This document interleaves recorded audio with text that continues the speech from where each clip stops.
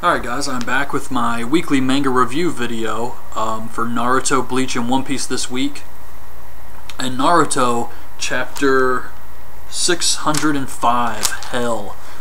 This is basically a chapter of Obito just going on a bloody massacre rampage of death here.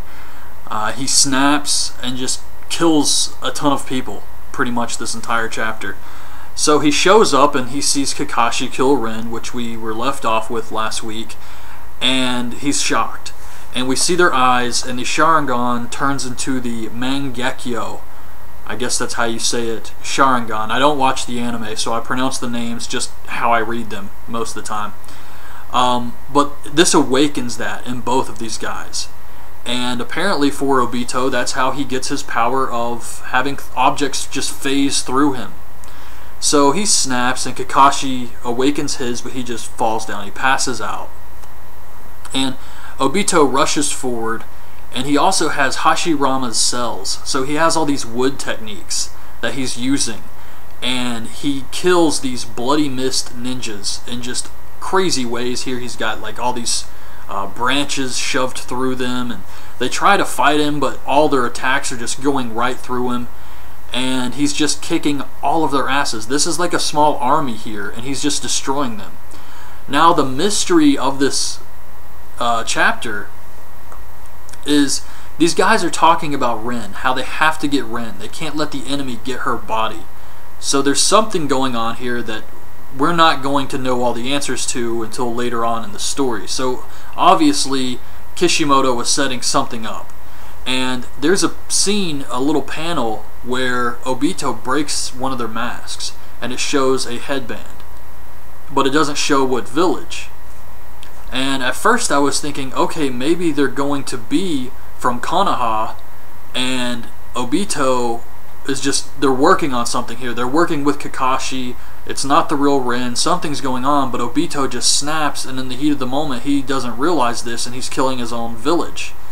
But then I was thinking, how would he not notice this? If he's killing all these people and they have the headband underneath the masks, surely he would see that eventually. But it doesn't happen, so maybe they are just mist ninjas. And Obito just goes crazy, kills a ton of them. And at the end, there's just a ton of bodies all around him, and trees. And he says, "I know where I am, this is hell." And he's just got blood all over him, and he's bleeding from the eye from using the Sharingan. So it was a really good chapter, a lot of action, but not a lot of stuff getting revealed here, but I'm fine with that. It's a good, slow build, and I really enjoyed this week's chapter. I thought it was pretty cool, and hopefully this storyline delivers with what really happened to Rin and Kakashi. So anyway, on to Bleach, chapter 511, Death While Standing. Yamamoto is dead. It's hard to believe. I still feel like he can't really be dead, but it's really looking that way. I mean, he was cut in half. We see his body drop. His legs are still standing, but the top half of him falls down. And then Juhabak just blasts him, just full of these, I guess, Quincy arrows or something. It reminded me of the old Dragon Ball Z episodes where Piccolo would just, or one of those guys would just throw like 1,000 little balls of power at somebody, and then it would just explode all at once. But yeah, Yamamoto seems to be disintegrated. All the other Shinigami feel it. They feel that he's gone, and they're getting attacked by the Quincy's. The Quincy's are going all out now, and Juhabak just says, "Destroy Soul Society." And that's exactly what happens. I mean, they are getting destroyed completely now. I mean, the Quincy's do some type of, they slide their hands up, and this big black Quincy star appears, and soldiers come in. So now they're getting even more backup. And these guys are just killing all the other Shinigami that aren't captains or vice captains. So, I mean, they're really getting their asses handed to them right now. And Juhabak says something to one of his, to that guy who's always with him. I can't remember his name, but he says, "Let's leave, retreat for now, before Division 0 shows up." So that sounds awesome. And then once they arrive, he's going to come back. He just wants to take some time to form a plan and then ambush those guys. I believe that's the Royal Guard, if I'm not mistaken. But there was some cool stuff in this chapter when Ju-Ha-Bak is talking to Yamamoto after defeating him, and he says that he created the divisions, but they died a long time ago, because when Yamamoto created the divisions, they were bloodthirsty killers. And eventually, over all these years, Yamamoto grew to have things that he loved and wanted to protect, and it made the divisions weak. So Ju-Ha-Bak says they died a long time ago. They died in the Quincy War, when the divisions were trying to exterminate the Quincy's. They died with them. So I thought that was some cool dialogue there. But yeah, hearing about Division Zero sounds really awesome. And then as Ju-Ha-Bak turns, we see an explosion in the sky. I really hope it's the Zero Division and not Ichigo, because if he has already escaped from that cage and he's going to show up, I don't know. I'm not really interested in that happening right now this soon. But I guess whoever showed up in Hueck Mundo could have freed Ichigo, and now they're on their way there together, maybe. But I would really prefer it if it was just Division Zero. Some new faces. But then again, that's also going to raise the question. Kubo would have to build those guys up as being strong, unless he just wants them to. And this is a division we've all been looking forward to seeing. And if Kubo just brings them out and has them killed, somebody's going to have to suffer some losses here. He's either going to be able to make Division Zero look strong, or he's going to make the Quincy's look even stronger.